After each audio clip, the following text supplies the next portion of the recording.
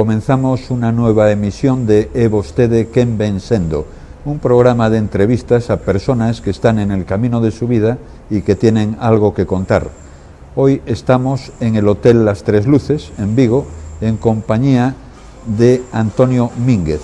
E vostede quen ven sendo? Pues en la ejecutoria y trayectoria, en las preguntas que tú irás realizando, vamos con pantallazos en ese viguismo que tratáis aquí en este programa, que hay que felicitaros, no cabe la menor duda, las cosas claras y contundentes, pues siempre es bonito, ¿no?, que se acuerden de personas que en un momento determinado han estado ejerciendo esa profesión de la información y el entretenimiento en dos mundos, en el de la radio, la hermana mayor, y en la televisión. ¿Y cómo fue su infancia? Usted es de Vigo. Pues sí, de Vigo. Mi infancia fue bonita, recordando que contamos con el primer aparato de radio en 1948. Tenía yo 5 años y ya me sentía atraído por ese mundo mágico que te hace soñar, que te hace imaginar. ¿Cómo será esa persona que habla, que llega a mí? Pues será alta, de ojos azules. Eso lo piensan mucho las mujeres, porque a mí me ha sucedido cuando hice una presentación en directo, que se imaginaban a través de las ondas, pues una persona alta, una persona bonita, las voces, ¿no? Lo que he indicado, el soñar, el hacer soñar, que es la radio. Aquellos eran los tiempos de EAJ 48. EAJ 48, Radio Vigo, sí señor. Aquellos programas que eran concursos que participaba la ciudadanía, había los talleres de modistas que cantaban al compás de las canciones de la radio, nacían grupos también que después se hicieron famosos como Lembranzas Galegas. O sea, en una época pues un poco triste, la alegría de la radio por medio de sus canciones, por medio de sus concursos y tantas cosas, y la información local al día que generaban los propios reporteros. No es como ahora que hay que leer todos los periódicos para dar la información. Y era la época de las radionovelas, Amarrosa, etcétera, etcétera. Sí, tenían un éxito, paralizaban incluso a la ciudadanía y protestaban los comercios, las cafeterías, las peluquerías, porque, oye, el serial tal y cual, el serial. Fue impresionante esa época de las radionovelas. ¿Y cómo era la España, cómo recuerda Antonio Mínguez aquella España de la época y aquel Vigo de la época? Pues aquel Vigo de la época entrañable era realmente hermoso, como siempre, ejerciendo esa función por ella misma, la ciudad. No había ayudas. Y era bonito pasear por la calle del Príncipe o por otras rúas de nuestra ciudad. Y, por ejemplo, calle del Príncipe, había 5 o 6 zapaterías y todo el mundo trabajaba. Había unas personas de dependientas, otras que ejercían la labor de limpieza y así sucesivamente. Y era pues muy bonito. A mí me gustaba pasear por la calle del Príncipe. Cuando lo hago ahora, pues me entra cierta nostalgia porque todo está muy cambiado. Han desaparecido muchos edificios. El Vigo que se perdió, como dice Jaime Garrido, y es una realidad. Se han perdido muchísimas cosas cuando tenemos unos edificios ejercitados por grandes maestros estudiados que causaban sensación al forastero cuando llegaban aquí a nuestro puerto y daban al Hotel Continental frente y Hotel Universal. Aquello era una maravilla, sensacional, nuestras playas, todo. No es nostalgia, es una realidad. El progreso está bien, pero siempre que se mantenga también lo clásico, porque aquel pueblo que no conoce su historia está verdaderamente perdido. Y lo digo en todos los frentes, Julio. Y aquellos primeros pasos en educación, ¿a qué colegio asistió usted? Pues, ¿Fue un buen estudiante? Pues regularcillo, era un poco vago, esa es la realidad, en el Colegio de los Maristas. Pero me gustaba la labor de autodidacto. Me llamaban el diccionario porque me dedicaba a leer constantemente, a saber la definición de las palabras. Y eso pues creó un campo cultural bastante amplio. ¿Y ya en ese momento sintió la vocación periodística? Pues sí, como he comentado anteriormente, con 5 años que contábamos con aparato de radio, Radio Vigo trabajaba, la única emisora que había, pues de 10 a 13, abría a las 14, de 14 a 17 y después de 20 a 0 horas. Y ya sabes que en esas edades de 5, 6, 7, 8 años te va quedando grabado en tu mente pues una serie de cosas, tanto en ese aspecto, en la pregunta que has efectuado, como en otros muchos, ¿no? Y claro, yo sentía, seguía los programas solidarios con la gente, que había problemas, había que recaudar dinero, pues se ponían en marcha esos programas solidarios, los concursos, la información dada por aquella gente, aquellos magníficos locutores de unas voces extraordinarias. Tú identificabas la emisora, podía haber 5 emisoras en Vigo, y decía, esta es Radio Vigo, esta es Radio Popular, esta es La Voz de Vigo. ¿Por qué? Porque tenían unas voces sonoras, con una dicción perfecta, y que la gente se identificaba con ellos. Y después se va usted a Madrid. Pues sí, estaba en Radio Vigo, que comencé a prestar mis servicios en 1965, y en el 72, ese bicho de la radio que quieres llegar a lo que tú soñabas, no despreciando y agradeciendo, cómo no, a Radio Vigo el que yo pudiera ejercer mi profesión. Pero en el 72, esos partes de Radio Nacional, David Cubedo, Matías Prats, padre, y tantos otros, pues me sentía atraído. Entonces me examiné, aprobé, me eligieron, pero me había casado, y entonces la nostalgia, la morriña del galleguiño, dijo, bueno, yo me quedo en Vigo, mis playas, mi verde, todas estas historias. Era director general Adolfo Suárez, de Radiodifusión y Televisión, y para mí pues fue una satisfacción y honor entrar allí y saludar a Matías Prats, a David Cubedo y Juan Antonio Fernández Abajo, que estaba allí de visita, que estaba en Barcelona, en fin, que era un orgullo, porque eran maestros, auténticos maestros de la dicción, y que contaban la noticia. Desgraciadamente ahora, pues no sé cómo denominarlos, con todo el respeto, en 5 minutos o en 1 minuto quieren dar un montón. Entonces yo no me entero si hablan de algo trágico, si le ha tocado a alguien la lotería o cualquier otra circunstancia. Lo digo siempre respetando a todo el mundo. Ellos no tienen culpa, son situaciones. Antes había cuadros de locutores, y entonces había redactores que escribían para los locutores. Y digo una cosa más, el redactor escribe una noticia, se la da al locutor y la lee perfectamente, mejor que el que escribió la noticia, porque dice, no, es que el que la escribe sabe mejor cómo tiene que enfocarla. No, digo claramente y contundentemente que mejor lo da un profesional de ese estilo. Tenemos el ejemplo que siguen triunfando, Pedro Piqueras, Matías Prats, Ana Blanco, y en la radio, los monstruos como siempre, Luis del Olmo, también Iñaki Gabilondo y tantos otros, Carlos Herrera, etcétera, etcétera. Sin embargo, en aquella época los presentadores de televisión y los locutores de radio no eran las estrellas mediáticas de hoy en día, ni cobraban tanto. No, por supuesto, pero calaban hondo. Hoy tienen un apoyo que la prensa, la radio no necesitaba de la prensa. Hoy ya sabes que también tienen que echar mano de este medio. No, ellos mismos tenían sus reporteros, se generaba la noticia, era todo muy distinto, y el pueblo los entronizaba. Ahí tenías a Bobby de Glané, a José Luis Péquer, a Luisa Fernanda Martí, a los que te he citado anteriormente, en Vigo Pepe Vázquez, que era una auténtica figura, con una capacidad para escribir realmente extraordinaria, con una cultura, con una sapiencia que aprendíamos todos. Y además se hubiesen llevado a Madrid, como decía Matías Prats, y le hubiese pues quitado el puesto a alguno de ellos, en algunos comentarios cuando venía a presentar aquí la fiesta del deporte. ¿Y el periodista nace o se hace? Pues yo creo que se nace y después se va perfilando, se les tiene que ir educando. Por ejemplo, a nosotros antes, oiga, usted no puede decir ciudad, dirá ciudad, o no dirá dirá para, tomado, dejado. O sea, se cuidaba mucho todo eso, el léxico, se cuidaba el fácil verbo que no verborrea, que existe ahora.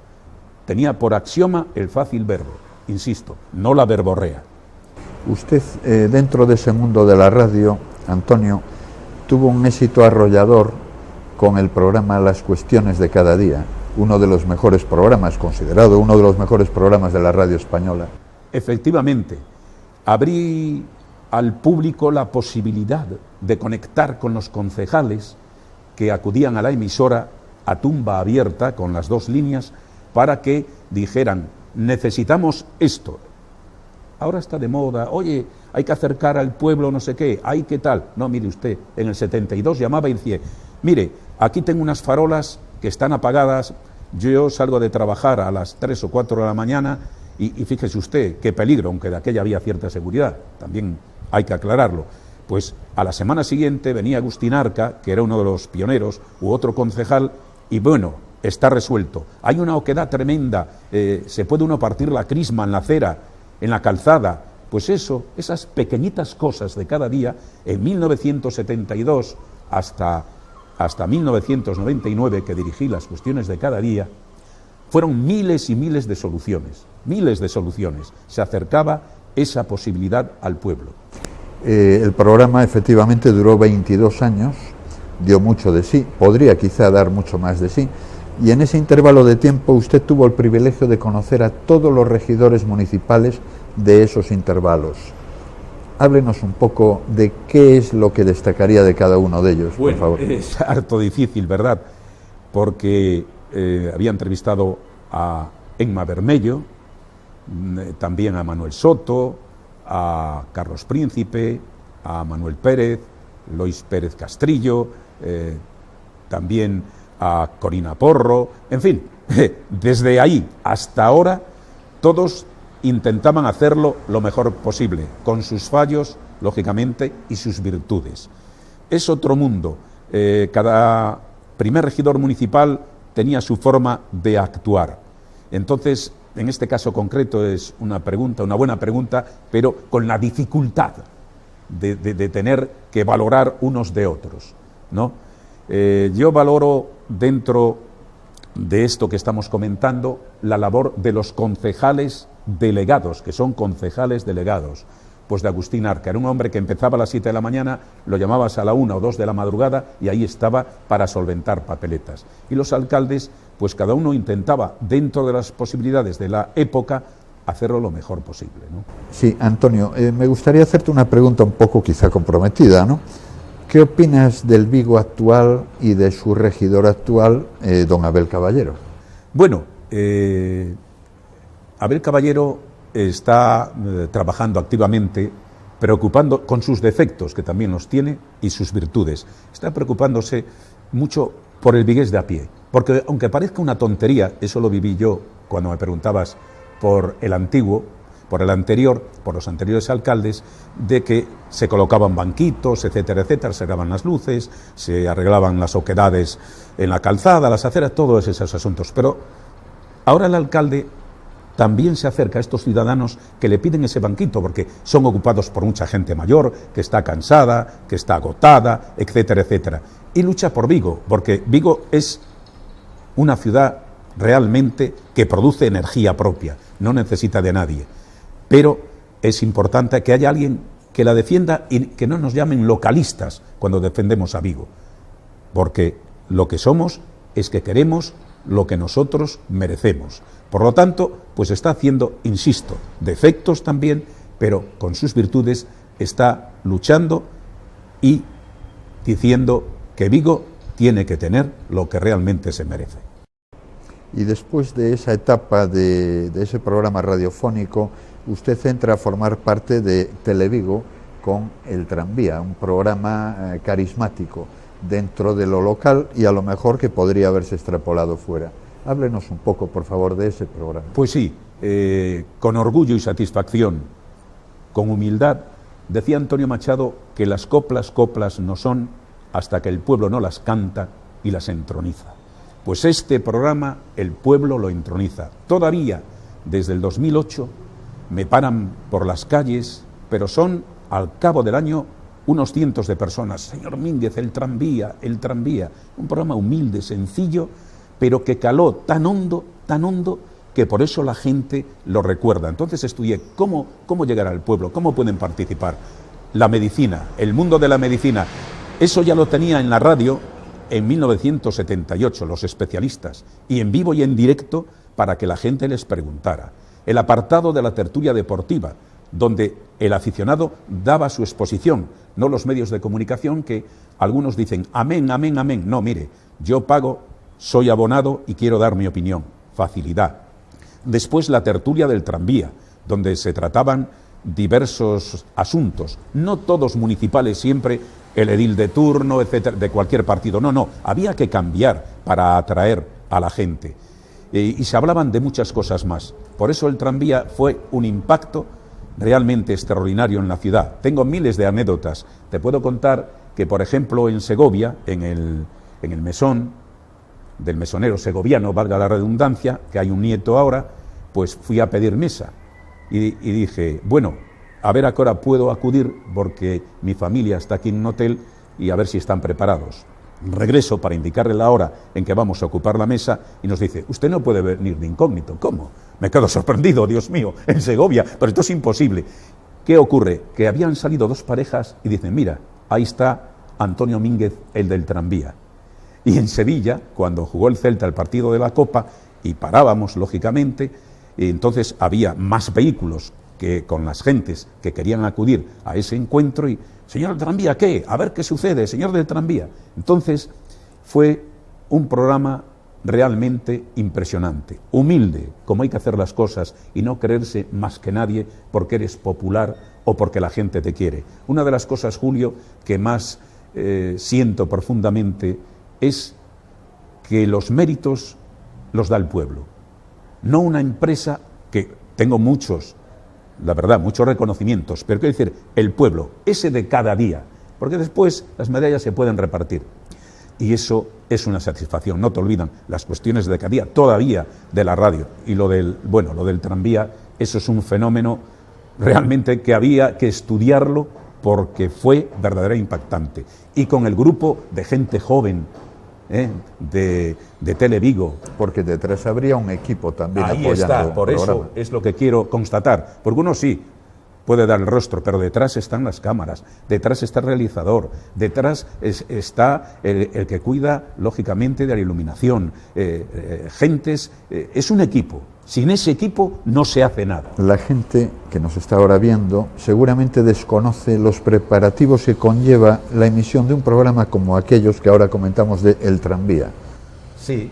O las cosas de cada día, ¿no? Sí, una lista inmensa que iba perfilando, medicina, justicia, que tenían un éxito también tremendos, como el debate. El debate, yo no hacía los debates estos típicos que se hacen ahora, no, buscaba parejas homosexuales, ¿se pueden casar? Bien, un teólogo, un homosexual, una lesbiana, etcétera, etcétera. Carné por puntos, la delegada de tráfico, la Guardia Civil, asociaciones pues de transportistas, de taxistas, etcétera, etcétera. Buscaba siempre la actualidad, como si fueran programas generales, programas a nivel nacional, pero que tenían un interés en cualquier punto de nuestra España. Por lo tanto, también ahí fue otro éxito cuando el Prestige, no solamente a ver el chapapote y tal, algo tan tremendo y horroroso, sino a ver técnicos en la materia, químicos, qué consecuencias puede haber, el AVE en Vigo, pues Víctor Moro y tantas personalidades, eso se abrió así, de una forma grande, y también había alcanzado un éxito enorme, dentro, insisto, con un equipo y con la humildad. Tenía listas e iba poco a poco, hoy este personaje, mañana este personaje, pasado otro. Recuerdo una anécdota también, y con humildad, y no quiero ser repetitivo en esta palabra, un latiguillo. Arturo Fernández, este gran actor, cuando le entrevisté en Televigo, pues salía por el pasillo, según me han comentado los compañeros, esta entrevista, menuda entrevista me han realizado, realmente impresionante. Me han preguntado cosas que no es lo habitual. A donde voy a actuar, todos me preguntan lo mismo. No, yo, si fue boxeador, si su padre estuvo en el exilio, aquellas primeras películas, de quién era admirador, no sé cuántas preguntas le hacía y fue comentando por el pasillo todas esas historias. Claro, esas son satisfacciones, insisto, no se malinterprete mis palabras como si yo quisiera ser aquí el sumum, no, un humilde trabajador que ha tenido la posibilidad, que otros me habrían superado, la posibilidad de tener un micrófono y después unas cámaras, estar en la radio y la televisión, simplemente eso. De acuerdo, Antonio. Ahora debemos de hacer una parada para publicidad y volvemos en breves instantes.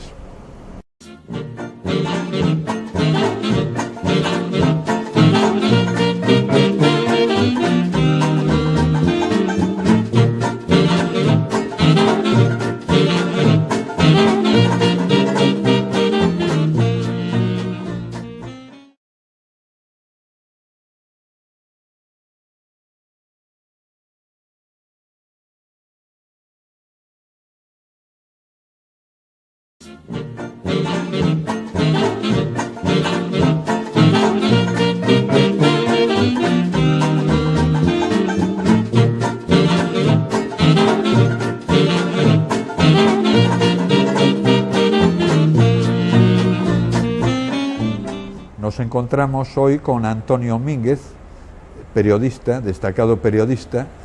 Hemos hecho una síntesis de sus inicios y ahora yo quería ahondar en un tema particularmente interesante, que es Hispanoamérica y más concretamente Argentina. Antonio, usted tiene unos programas de radio, incluso en la actualidad, con millones de oyentes en Argentina. Háblenos un poco de esos programas. ¿Cómo llegó a ellos y cómo están en la actualidad? Pues mis primeros pasos fueron conociendo a ciudadanos, siendo un chaval, que antes hacíamos un poquito de referencia, que llegaban en los barcos, atracaban en nuestro puerto, paseaban por el Castro. Yo, que tengo algo de romanticismo, también lo hacía, y les preguntaba de Argentina. Y cuando era niño, muy chiquitín, recuerdo que se hablaba de Eva Perón cuando vino en 1947 aquí a visitar Vigo. Y los mayores decían: ¿cómo nos ha apoyado Argentina? Claro, eres un niño, 5, 6, 7 años, habla uno, habla otro, vas recogiendo, tienes inquietudes. Oye, se pasaba hambre, esto era tremendo, qué miseria, qué familias. ¿Quién nos ayudaba?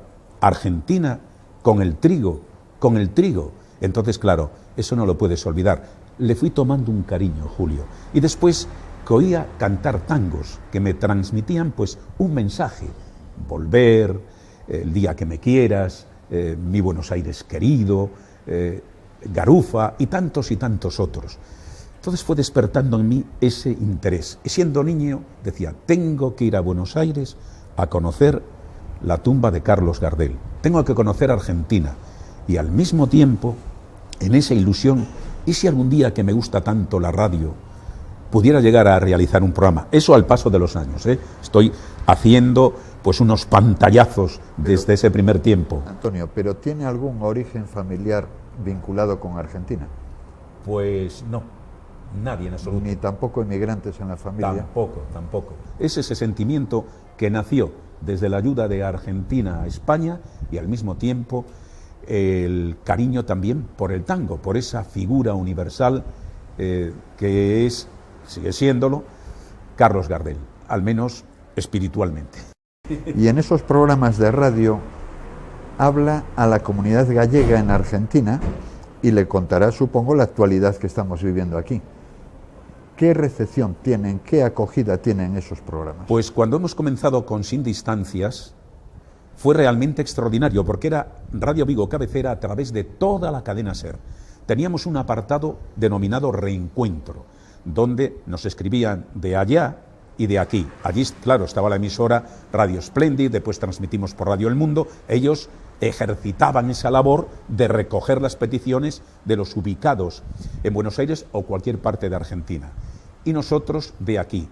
Era un apartado muy bonito, muy emocionante, muy sentimental.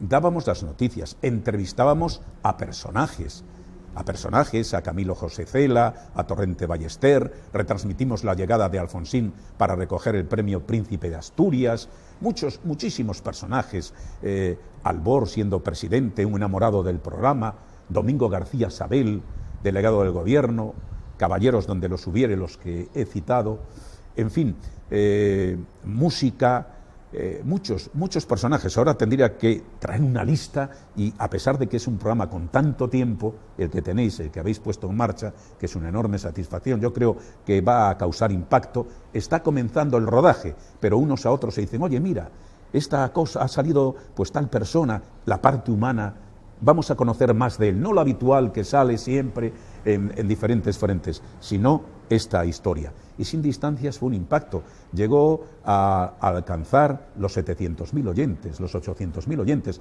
porque no solamente eran los gallegos. Caputo, que era ministro de Asuntos Exteriores, cuando Alfonsín estaba veraneando en Mar del Plata, no, en el otro lugar de Argentina, donde veranea todo el mundo y todas estas cosas. Mar del Plata, en efecto, sí. Estaba pensando en Punta del Este porque también estuve, y también allí en Uruguay se sigue. Y estaba, claro, en el restaurante, era gallego el señor, y entonces ponía la radio. Pero ¿cómo saben ahí que vamos a acudir a visitar España como tal? Pues por medio del programa. Se le informó también a muchos personajes que iban a visitar nuestra tierra.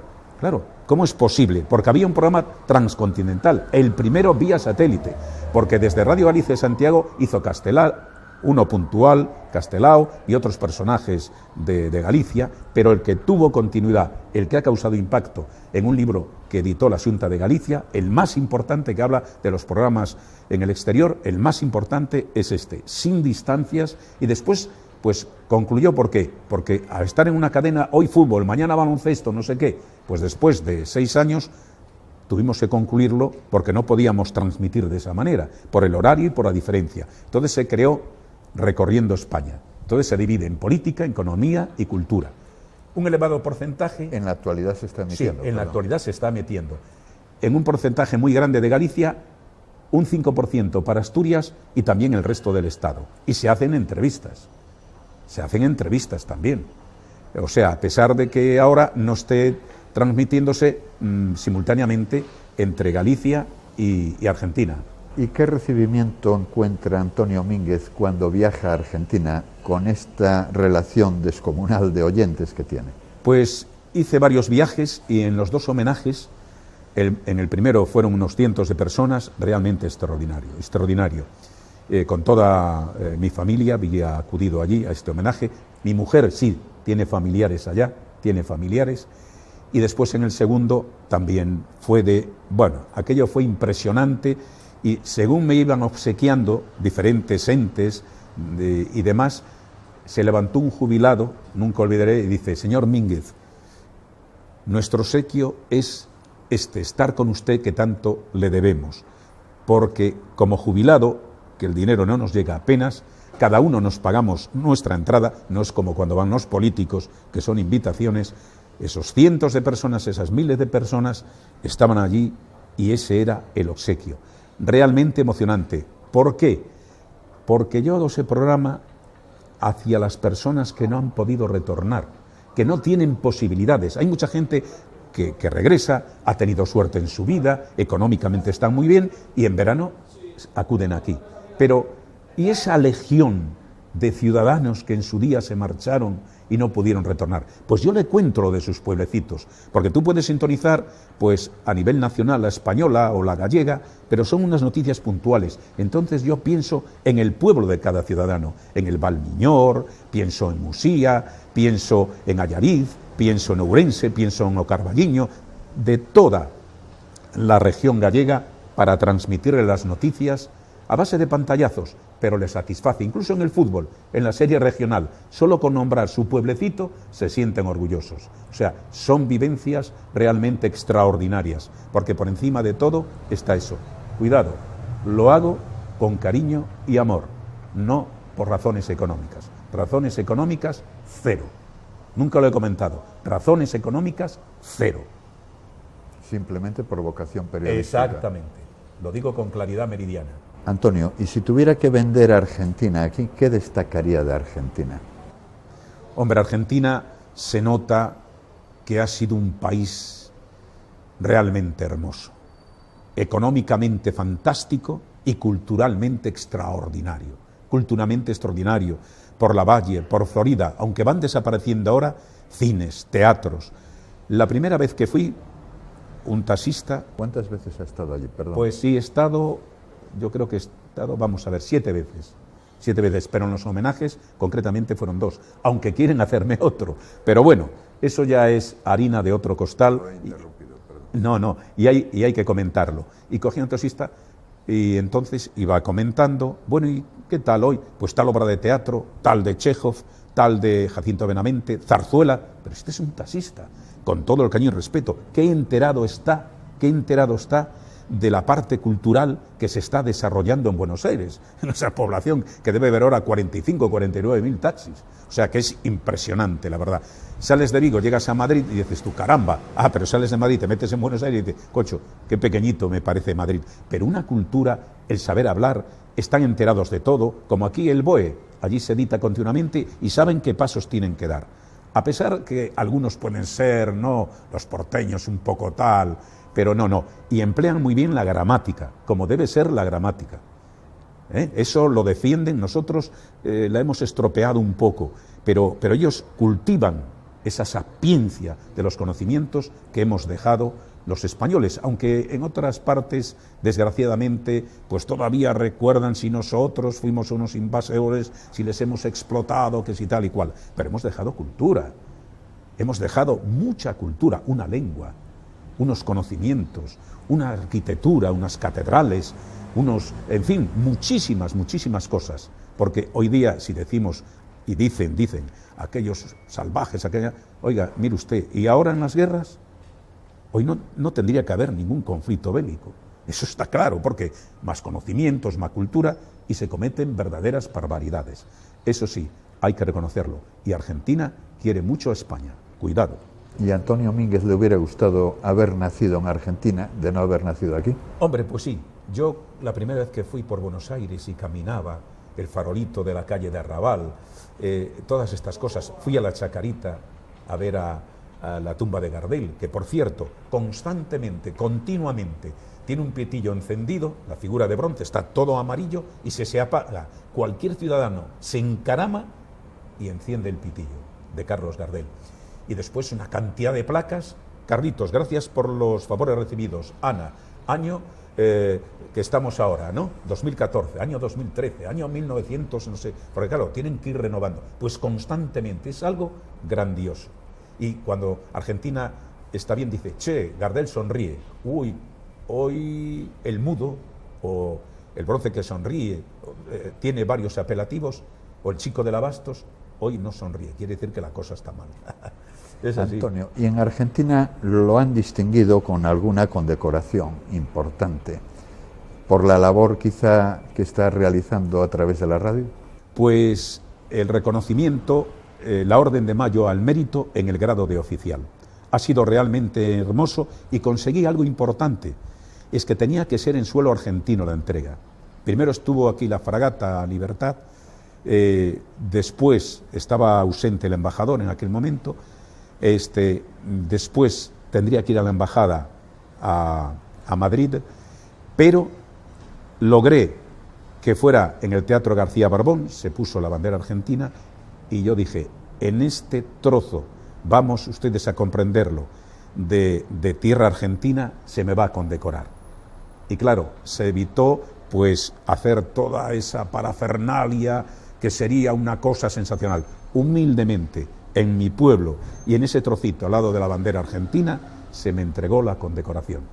Pero el motivo de la condecoración, ¿cuál fue? ¿El programa de radio quizá? Todo, el homenaje a Garcel, el programa de radio, el cariño por Argentina que demostré cuando fue lo de las Malvinas. Esto lo habíamos hecho en el Teatro Salesianos, entonces todos con banderas argentinas, hicimos un programa, se recaudaron fondos y suprimimos la cena, que después hay una cena entre varias personas que quieren acudir, pero que es un poco reducida, ¿no? 100 y pico de personas nada más. Y entonces suprimimos la cena, pero el homenaje lo hacemos porque Argentina está ahí y nosotros tenemos que ser solidarios con el pueblo que nos ha ayudado en momentos amargos y duros. Ese era Argentina. Gran Bretaña ya era otra historia. Y en cuanto al homenaje a Carlos Gardel, que se repite, tengo entendido, cada año, pues sí. Seguramente a nuestros telespectadores les interesará saber en qué fechas se celebra y en qué consiste exactamente. Pues sí, se iba a realizar el día 26 del mes de junio, pero por diversas circunstancias hay que trasladarlo a los primeros días de septiembre. Es la primera vez que sucede esto. Siempre se busca, Gardel murió el día 24 y siempre se busca una fecha cercana. Aquí está Lara, nuestra cámara, que ha estado grabando muchos programas y sabe que revienta el teatro. No hay capacidad para poder albergar a tantas personas. ¿Qué figuras han participado? Bueno, han participado pues Imperio Argentina, que trabajó con él en 2 películas, Vino Encantada, lo que son los artistas de antes, famosísima, grabó en Alemania, bueno, extraordinaria. Le había llamado el Banco de la Provincia de Buenos Aires porque se iba a hacer la Semana de Gardel y entonces querían que estuviera ella, que había trabajado con Gardel, pero y le daban una importante cantidad de dinero, pero se había comprometido con nosotros de venir aquí al homenaje a Gardel. Incluso le había llamado: oye, Imperio, perdona, por favor. No, Antonio, yo doy una palabra, pero puedes venir para el siguiente año. A lo mejor el día siguiente año no estoy aquí, voy al homenaje a Gardel. Carlos Acuña, que imitaba a Gardel, tenía su estilo, que también fue un gran impacto. Una pléyade de cantantes realmente extraordinarios, de gran prestigio, de gran trayectoria, y tuvieron pues mucho impacto. Es algo que está vivo, porque claro, los estilos musicales de ahora los encuentras en cualquier momento los encuentras en todos los medios de comunicación, etcétera, etcétera. Pero la difusión está todos los días. Lo de Gardel, patrimonio de la humanidad. Vamos ahora, que estamos cercanos aquí, al Corte Inglés, y nos encontramos allí los discos de Gardel que cuestan tanto como uno de los actuales. Ese es un ejemplo que siempre pongo para valorar la importancia, no solamente en el mundo hispanoamericano, de habla hispana, sino que vas a Japón y conocen los tangos de Gardel, y vas a otros países y también conocen los tangos de Gardel. Hubo dos figuras realmente extraordinarias en Hispanoamérica: Carlos Gardel y Jorge Negrete. Jorge Negrete, que iba para ópera, que he dedicado muchos programas y ustedes lo reclaman, porque también todo esto tiene su público. Y estas dos figuras que son universales. El otro día, en las canciones de Negrete, estuve leyendo un reportaje de Spartaco Santoni, y resulta que en la antigua Yugoslavia se vendían e imitaban y veían las películas de Negrete. Y Plácido Domingo dijo: para mí Negrete es el non plus ultra de la canción. Y le preguntabas a Alfredo Kraus: ¿qué música escucha usted?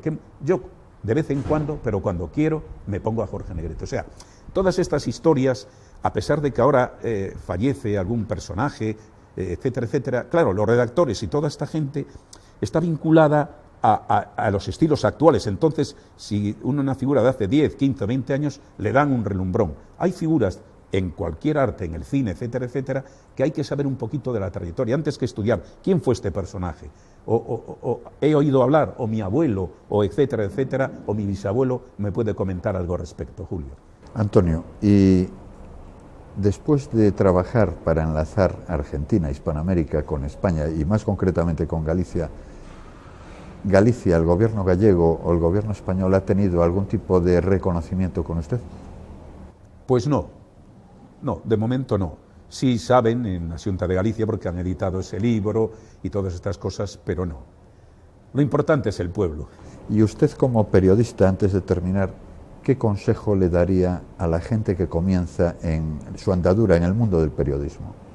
Pues que la cosa está muy fastidiada, muy complicada, no hay puestos de trabajo, que es muy bonito sintonizar el televisor y comprobar pues que están dando las noticias: ay, yo puedo llegar ahí, yo puedo alcanzar eso. En efecto, esa es una ilusión que nunca debe romperse. Todos queremos ser jugadores del Real Madrid o Barcelona, pero no podemos serlo.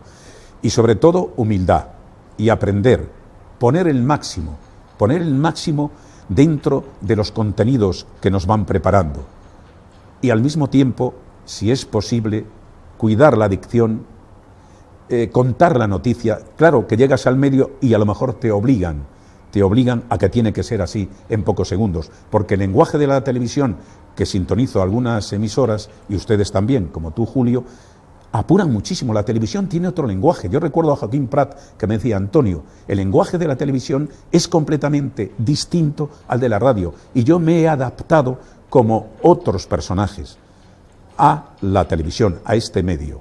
Y ese consejo también lo he seguido yo. No veía mucha televisión, entonces antes de entrar me tuve que papar programas y programas, porque los informativos y las noticias. Y eso sí, a los jóvenes periodistas, humildad, ir adelante, compañerismo, a pesar de que estamos en un mundo de auténticos lobos. Yo piso a este o sálvese quien pueda. No, ese compañerismo que hemos vivido en tantas épocas, tan bonito y hermoso. Entre todos lo podemos lograr. Agradecemos la presencia de Antonio Mínguez en nuestro programa y los esperamos en una nueva edición de E vostede quen ven sendo.